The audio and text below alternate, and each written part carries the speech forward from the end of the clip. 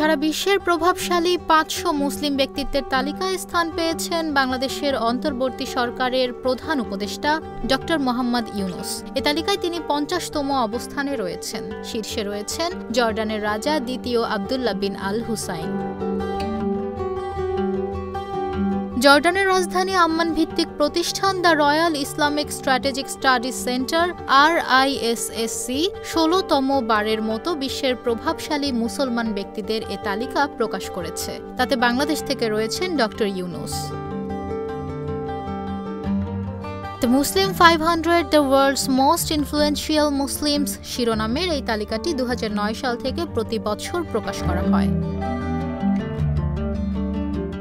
ধর্মীয় চিন্তাভাবনা এবং রাজনৈতিক নেতৃত্ব থেকে শুরু করে শিল্প ও সংস্কৃতি পর্যন্ত বিভিন্ন ক্ষেত্রে গভীরভাবে অবদান রাখছেন এমন ব্যক্তিরা এতে স্থান পান। নিজ দেশ ও দেশের বাইরে মুসলমান সম্প্রদায়কে উল্লেখযোগ্যভাবে প্রভাবিত করে যাচ্ছেন এমন ব্যক্তিরাও তালিকায় থাকেন। ছাত্র জনতার অভ্যুত্থানে শেখ হাসিনা সরকারের পতনের পর বাংলাদেশের অন্তর্বর্তী সরকারের প্রধান উপদেষ্টার দায়িত্ব গ্রহণ করেন শান্তিতে নোবেলজয়ী অধ্যাপক ডক্টর ইউনূস। গত আগস্টে বাংলাদেশের সরকার পতনের এই ঘটনা the Muslim 500 the world's most influential Muslims শিরোনামের এই তালিকার আগে উল্লেখ করা হয়। এছাড়া গাজা সহ বিভিন্ন ঘটনা উল্লেখ করা হয়। বছরের সেরা নারী নির্বাচিত হয়েছেন জর্ডানের রানী রানিয়া আল আবদুল্লাহ, আর বছরের সেরা ব্যক্তিত্ব নির্বাচিত হয়েছেন ফিলিস্তিন নিয়ে কাজ করা ডাক্তার ঘাসান আবু সিত্তা।